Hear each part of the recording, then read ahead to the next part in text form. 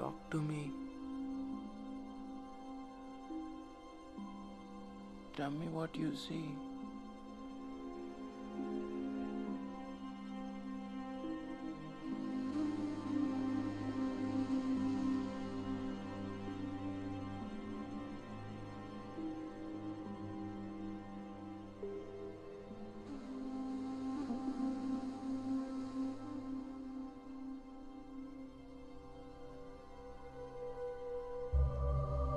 We are unique in our ability and the ways that we communicate our thoughts, ideas and experiences with each other.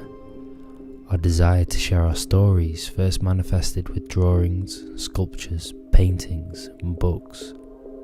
And then came sound and film. These varying forms of artistic expression require skills of mastery that have continuously evolved with our technology. Never has the gap between the artist and the new tools available been stretched further apart. With the increasing pace of technology, each innovation takes us one step closer towards a lifelike hyperrealism on the screen.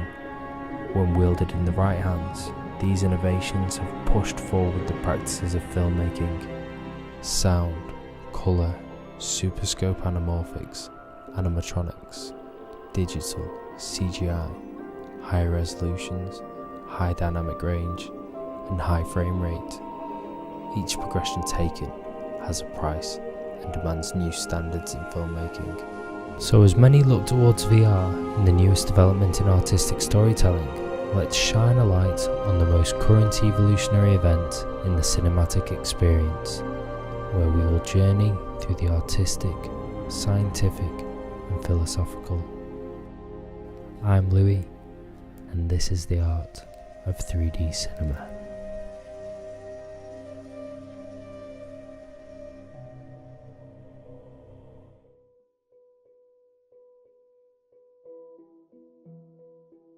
Vision.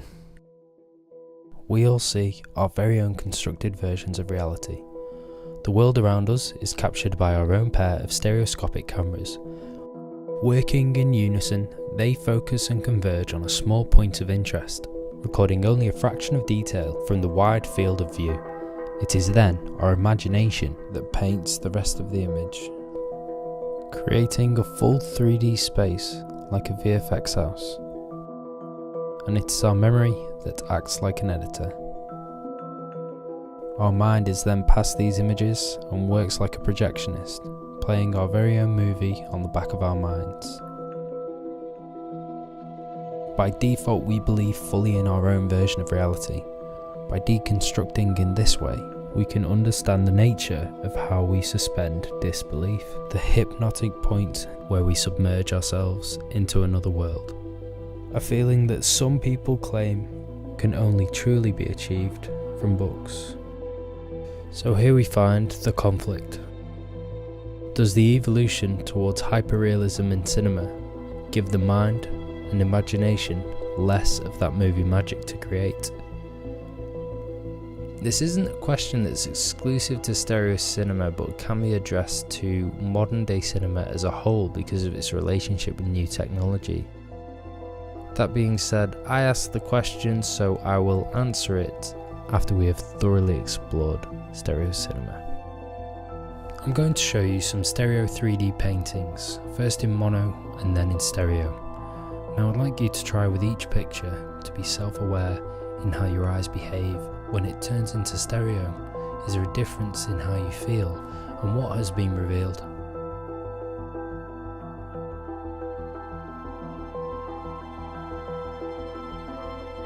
What do you see now? It's very subtle.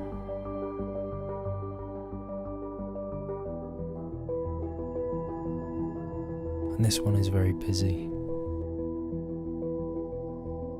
Going stereo now. What feeling does it give you? Where are your eyes attracted differently? Where are you drawn to an image?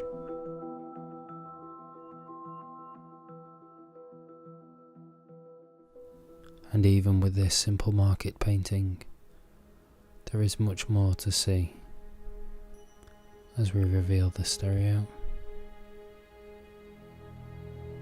Where are you drawn? What's different now? For me, there is presence and a feedback loop to where I ask, where am I in relation to this image?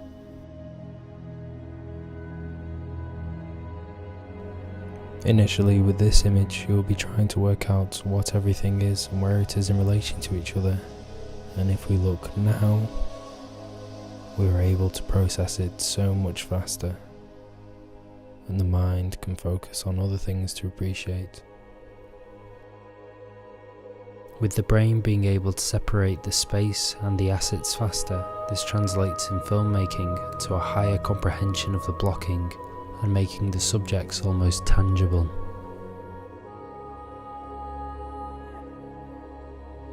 And with this painting, it may be hard to extract just where everything is in relation to each other due to the style and the muted palette, until the eyes can draw around the man and weave through the wires into the sky and back around through the building.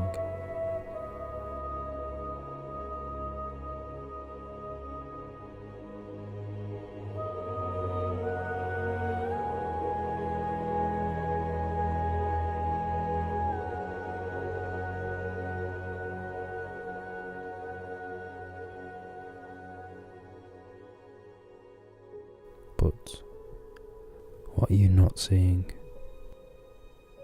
And only now can we see the seagulls at the base of the ship as our eyes weave between the rocks and the poles and up into the sky around the ship, curving up into the distance and then back around to the base as we see the full scale of the image. This artistic expression can only be experienced in 3D and has a direct negative compromise on the 2D experience. This all comes down to depth. And everything's place in depth sits in relation to where the screen plane is. If something was flat on the screen plane, it would have no difference from the left or right image, and we would perceive its distance to be no nearer or further from where the screen is from the viewer. If a subject is deep into the screen, it has positive parallax, where the eyes stare directly forward into the screen. If the images haven't been mastered to the screen size correctly, the eye line can go wider than parallel and create something called disparity. A negative parallax is the opposite, where it's out of the screen and into the viewer's space, where our eyes cross over and bring the point in which they converge closer to the viewer. Here is where we find the majority of rules for 3D filmmaking that cause conflict with traditional filmmaking techniques, mostly with framing against edge violations, blocking, composition, lighting and depth of field, just to name a few. However, mastering this space and the screen plane is how we lead the eye completely differently within 3D.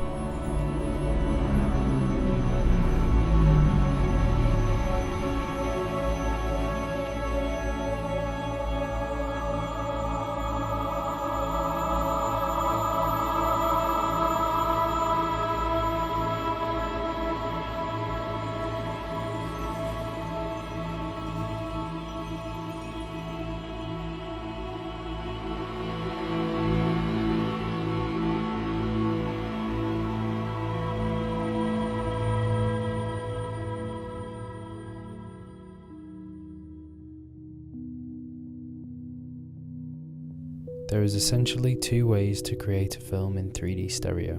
The first is native, which uses two aligned and synchronized cameras in real or virtual environments. This is based on replicating the natural way that human vision works. And secondly, there is conversion, a process that mostly in its infancy, yet still to this day, yields inferior quality and accuracy in comparison to native stereo. Most of the complaints about 3D cinema come from the conversion side, where a 2D image is artificially dimensionalized, usually by rotoscoping, cutting the image apart and then placing it into 3D space and then filling in the gaps, or projecting the image onto a 3D environment using depth maps.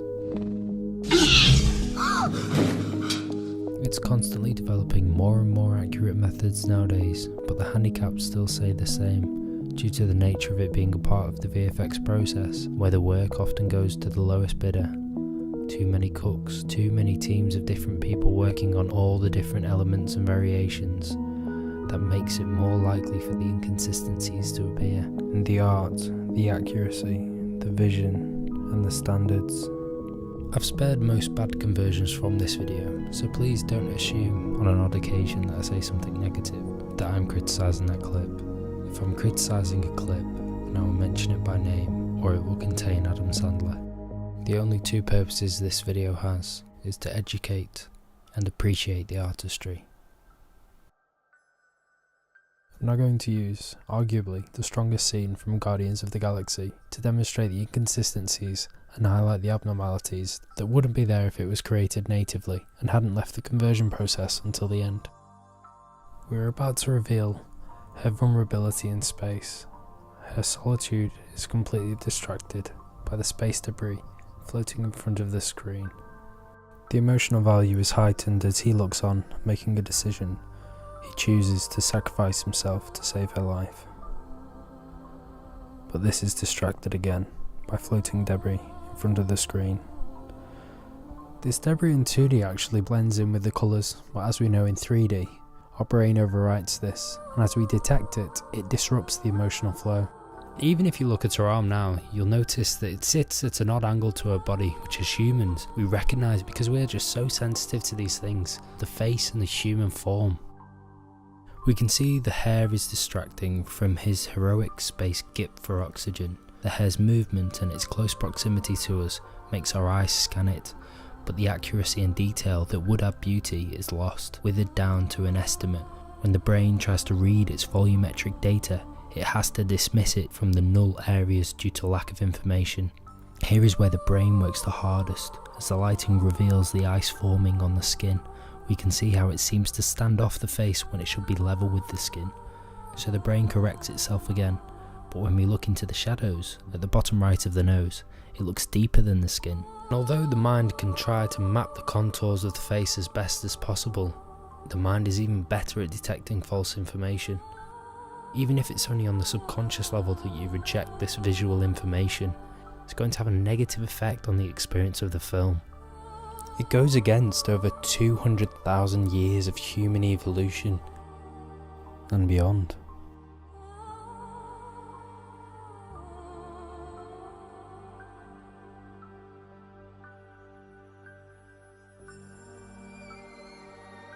And this is on the same basis as the Uncanny Valley, our ability to detect false CGI humans.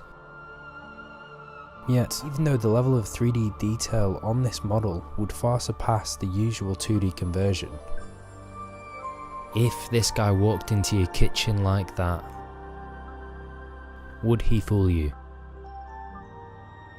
And to quote Steven Spielberg, I'm certainly hoping that 3D gets to the point where people do not notice it, because once they stop noticing it, it becomes another tool to help tell the story. If I may, I'll tell you the problem with the scientific power that you're using here. It didn't require any discipline to attain it. You know, you read what others had done, and you took the next step. You didn't earn the knowledge for yourselves, so you don't take any responsibility for it.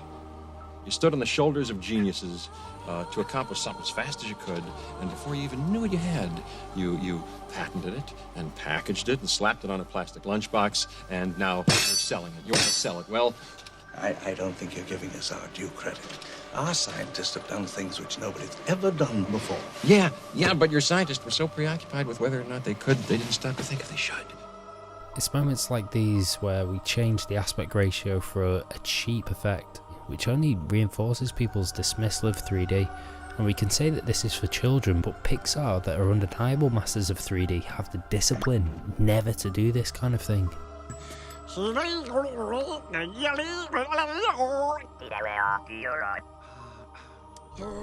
Their films are for kids, but they still choose to use 3D tastefully to emphasise the story, more so leaning on the depth.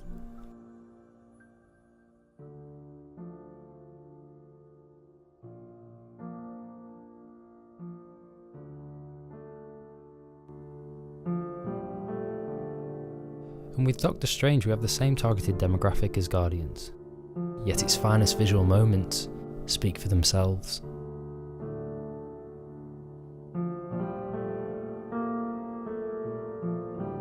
And this is an example not only to the other comic book films to what they could achieve, but it asks the question, what could Interstellar have achieved if Christopher Nolan had the same level of respect for the art that, say, James Cameron does?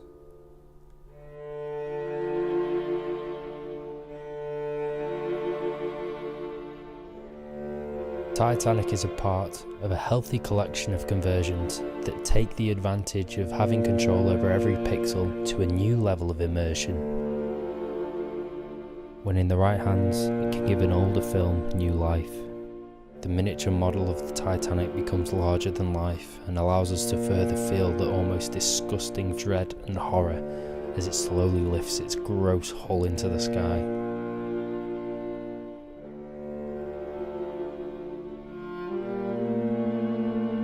The Titanic in 2D already delivers the horrific scale and magnitude of the tragedy in a phenomenal visual way. It was a pioneering force in cinema and did the same again, raising the standards of 3D conversions.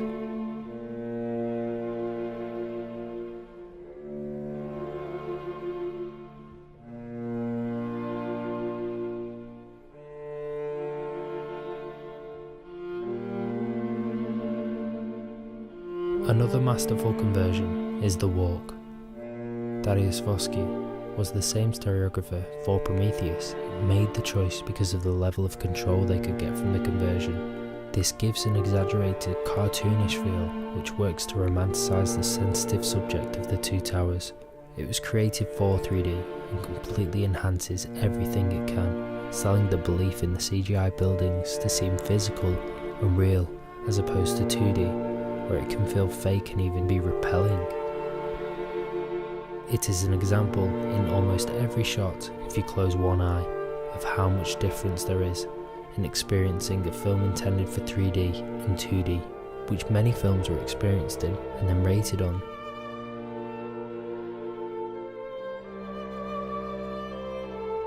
They chose to dimensionalize it in post because it gave them far more control, and they did an amazing job. But when the technology gives us a choice to do both, you can always change it in post, but you can never go back and record the extra frame. Another honourable mention is Mad Max. Because of the huge amount of compositing of separate elements, it was very easy for them to add detailed depth. Although it does challenge visual comfort, it is obvious that decisions have been made in the cinematography for the purpose of dimensionalization. This film stimulates and assaults the senses in a good way. The best example of how a conversion can bring an old film to an even higher level in my eyes is The Nightmare Before Christmas. The characters and environment transform into a life-sized land, allowing us to almost give them a new life, inviting us into the world, enhancing the experience so we can appreciate the masterful blocking and art direction from Tim Burton.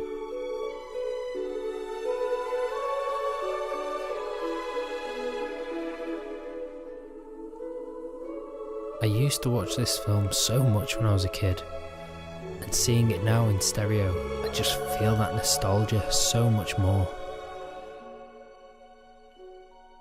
It's such an amazing achievement, but almost completely underappreciated.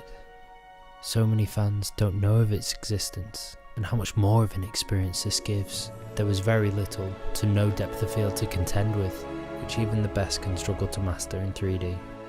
The exaggerated scale allows us to appreciate the full intended design and features of the characters, like Jack and his long stretched skeleton fingers and limbs,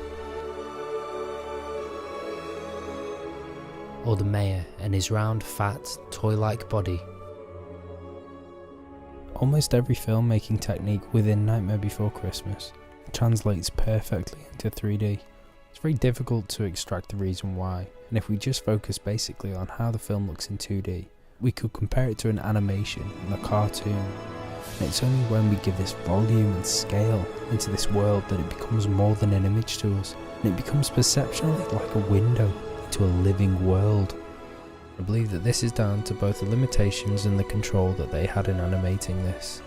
There is no motion blur or depth of field, and the lighting is more used to accentuate the textures rather than the depth. And it is all these limitations or conditions in the filmmaking that enable this to transcend the suspension disbelief barrier. I can't help but be sucked into this beautifully charming world. And this is an example and a proof that I present to contest that we feel more in 3D.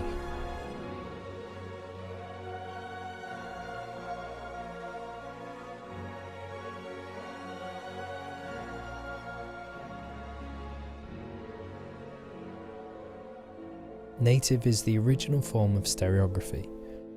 Because it so closely replicates human vision, it gives us the most comfort and accuracy, while also offering all the natural advantages we receive from having stereo vision. And this can be seen at its highest when it's applied to one of the main reasons we have two eyes, developed through predator-prey situations, where we track and see through the long grass, trees, rain, or snow. The extra frame gives us another view behind the obstructing occlusion, which gives us a higher perceived resolution. Take a look at this low-res example. The grass, leaves, browns and greens are hard to separate from each other. But if we turn into stereo, we can now see exactly where everything is. And the low resolution can still be noticed, but we can separate and see where everything is, which helps us track and see contrast without using colour or light. But when combined with light and excellent cinematography, we can navigate and track more intricate movements and complex environments, busy scenes with intricate structures that closer represent real life.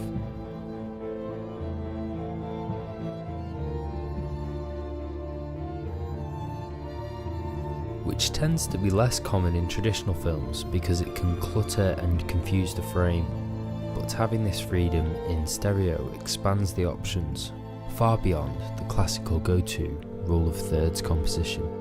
If we frame an intricate structure inside the rule of thirds, we are presented in both cinematic languages, predominantly the tree, but in stereo there is an extended language for us to awe. We see the gradual trend of the green airy leaves arching down, outward, and then into the sky as it contrasts from the flat wall against the screenplay. If you have another intricate tree in a traditional composition again, and we add another traditional filmmaking technique, being the vertigo effect, the intention of the effect is magnified in stereo, and the perspective change has more of a visual impact, giving a narrative significance to the tree. And this effect works in harmony both in 2D and 3D.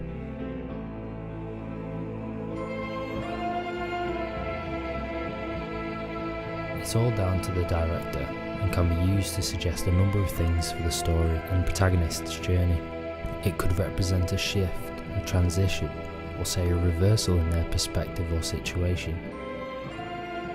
It's essential that it's relative, serving the story, and it must be used with great deliberation in 3D because it's so exaggerated and obvious when the environment changes. By far the best advantage of native is how it gives an accurate perception of presence with physical form. It enhances CGI in so many ways. The native craft allows every pixel of the two images to give its own piece of depth detail, so that every individual strand of fur can have an accurate position inside the window that we look into. It's almost essential for this film to be viewed in 3D, for people to buy the CGI, because the fur on the bodies in 2D for the most part doesn't contain enough contrast or detail to show the shape and depth, and they prioritise the soft light that's needed for the scene rather than to hide the natural muted palette of the fur against the forest. There's not much separation that's achieved through the lighting of the scene, it is all achieved through the stereography. In stereo, the traditional cinematic language of compositional influences that are used to guide the eye can be changed in so many ways from the element of depth depending on the context of the scene. depth overpowers and leads the eye in the scene. Our eyes by default tend to usually scan the nearest object and then backwards from then on. This can relate to how we usually see scale in traditional films. And as Hitchcock put it, the bigger an object is, the more important it is. And the same can be true to the proximity that something has in depth.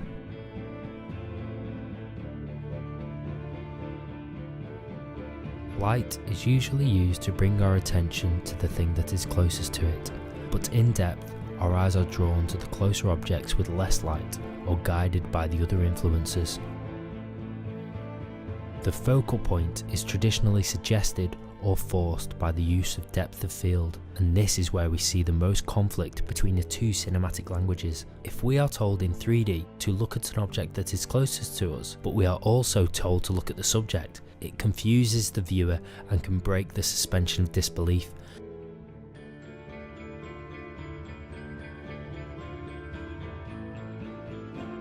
The mastering of this is usually down to the timing and using other influences in harmony, and in terms of depth of field, tend to use natural levels, especially in the negative space.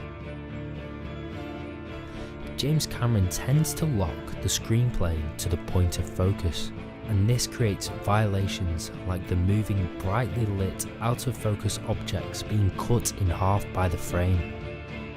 The people who I believe are the masters never cut an object out in negative space. Look at how Woody's hat always sticks out in negative space, and watch how the framing dances around it perfectly.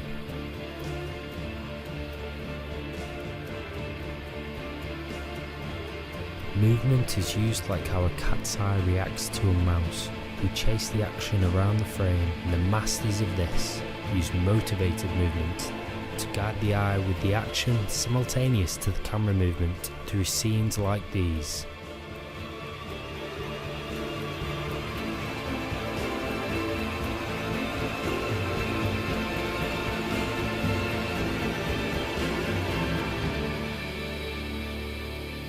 Geometry takes on new levels and transcends into the possibilities and unexplored art of 3D. Usually we are attracted to simple shapes, but in 3D the shape is now volumetric. Guiding lines all play a part in guiding the eye, and this is accentuated in 3D. They are not only aesthetically pleasing, but can bring us further into the depth, which can be used to imply negative space in relation to the subjects within their environment. Finally, we are influenced by the human, their form, their face and their eyeline. We examine and read the faces of characters because this is what we do in human interaction, but in 3D, the level of detail and presence bring through an intimacy with our characters. Techniques and conventions are changed, and we find the framing of traditional over-the-shoulder shots become the first-person experience. The emotion is directed towards us, and we are involved directly with the drama. Let's see how a conversion compares.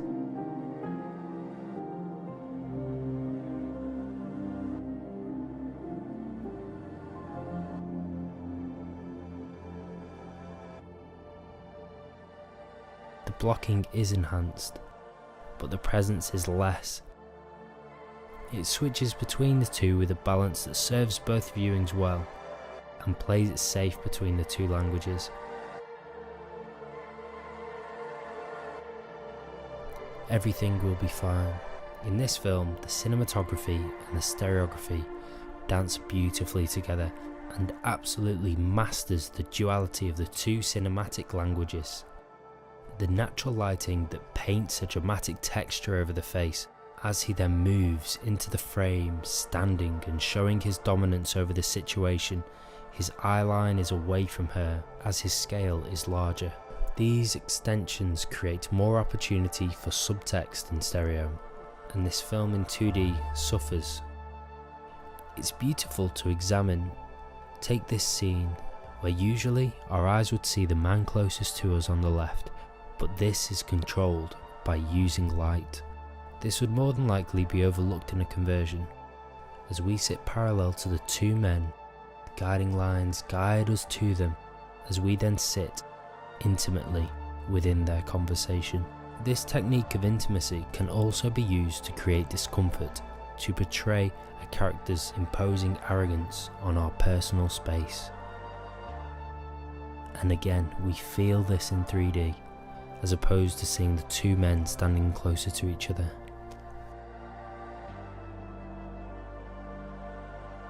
The human form and body is hardwired into us, mostly because we are sexual beings. The human body in stereo is the difference between a painting and a sculpture. The body is complex in its shape, through its contours, curving lines that wind in and spiral in all directions that only true accurate depth can reveal.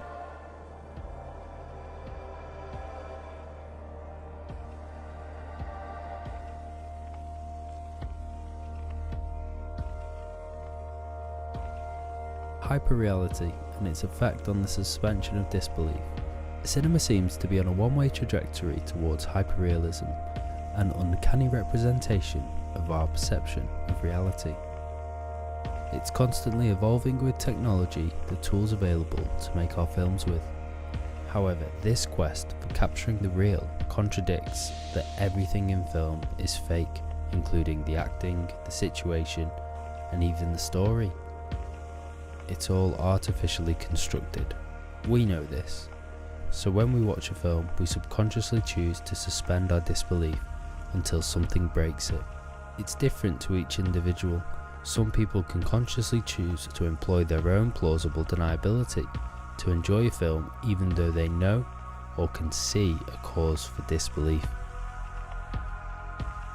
Director Ang Lee, who gave us Life of Pi, recently pioneered with the help of Dimitri Portelli the most relevant example of cinematic hyperrealism, Billy Lynn's Halftime Walk, so cutting edge that here in Britain there was unfortunately no way for me to see it in its full intended visual buffet. This film contains all of cinema's current offerings at 120 frames per second in 4K HDR and native stereo. Live action 120 frames a second enters a new level of persistence in motion that we are currently not accustomed to yet, and so we don't associate it with soap operas or online videos at 60 frames a second. And with cinema getting there first, it can hopefully claim a place in people's minds, like the unmistakable feel that 24 frames a second has.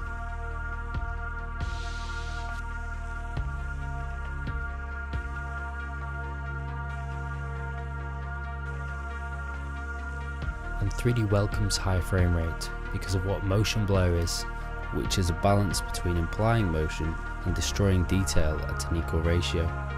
However, this loss of detail is picked up and created by our mind's imagination, which has a direct feed into our belief system, and there it heightens our suspension of disbelief. It's like when you mishear somebody's reply or comment, and what you think you hear turns out to be the most comical genius response that anyone could have said. But it's just your misinterpretation was so instantaneous, it's like a live reflex of the mind. Now, motion blur in current CGI practices is used liberally to hide the fakery behind the artificial computer-generated imagery. And so this is our first example of where hyperrealism asks for a higher standard in other filmmaking practices, and it's common from all of the tools of hyperrealism, and there's even more just for high frame rate. The acting. Our subconscious is said to process 1,000 bits of information for every 1 bit of conscious, and a huge amount of body language and facial reading resides deep in this part of the brain. So now, with 120 frames a second, we are given the micro expressions that are so subtle they can appear and change within a millisecond. And this can do one of 3 things. It can concur to the current expression and give us more of the emotion. It can give us different information and a more complex reading on the emotion or the actor's feelings, or it could give incongruencies to where the belief in the acting fails, and this is far more likely to happen with extras and supporting artists. As high dynamic range and resolution increases, so do the standards for special effects and makeup. There is a need for the details and the standards to become indistinguishable in real life now. When I experienced The Hobbit on a laser projector at 48 frames a second, I felt like I was watching and standing on stage with a theatre play. And then I could see Gandalf's contact lenses, and it felt like a rehearsal. You could say that sometimes you need a little bit of Vaseline on the lens to leave a little for the imagination. But this is like how many felt when Aliens finally came out on Blu-ray. The prosthetics and tricks of the camera that don't hold up to the new cinematic standards in the high playback quality that we have today. The greatest advantage that native 3D brings to this hyper suspension of disbelief is presence. There's pros and cons to each of the tools that I've mentioned, and in this case it comes down between the distractions and or the questions of plausibility. But can we become distracted from questioning plausibility just by experiencing live with heightened emotion?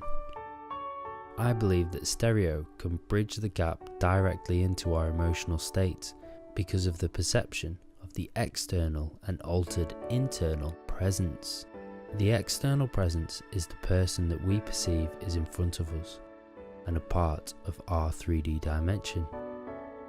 The altered internal, our own feeling of where we are in relation to the film, is our awareness and consciousness comes away from our heads and down into the body. And once this emotional state is heightened,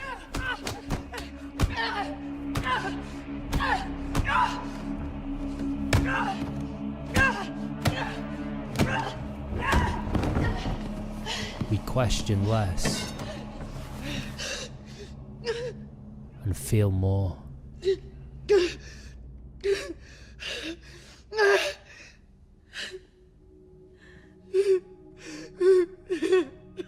And yes, I've been a victim of this, maybe with this film, but so have many others. Many described Gravity in IMAX 3D as an out-of-body experience. Its fooling of the senses created a phantom sense of floating for some, and this is why I believe that 3D is the best tool for suspending disbelief.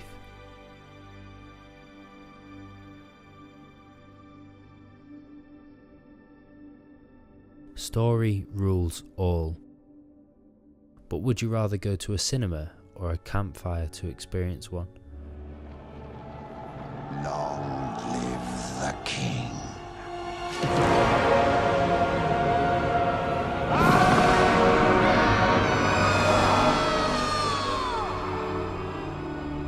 And now for my final words.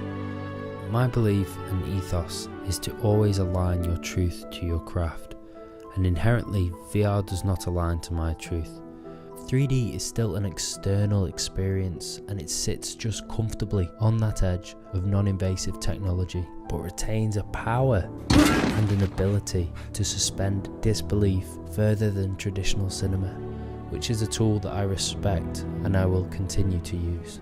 It is still inside its infancy as an art form, and I hope from my own work and the continuing work of the other artists that I've shown you in this film serves to further the art. This is a one-of-a-kind video, and I believe to be the only 3D stereo video essay online. A creative decision essential to the future of 3D is exclusive content, and I couldn't have explained it in any other way. So I thank you, and I appreciate you watching this. If you have any questions, feel free to contact me on my details below, and I hope that this helps to push the art further and allow people to feel more and spread some truth. I'm Louis, and that was the art of 3D cinema.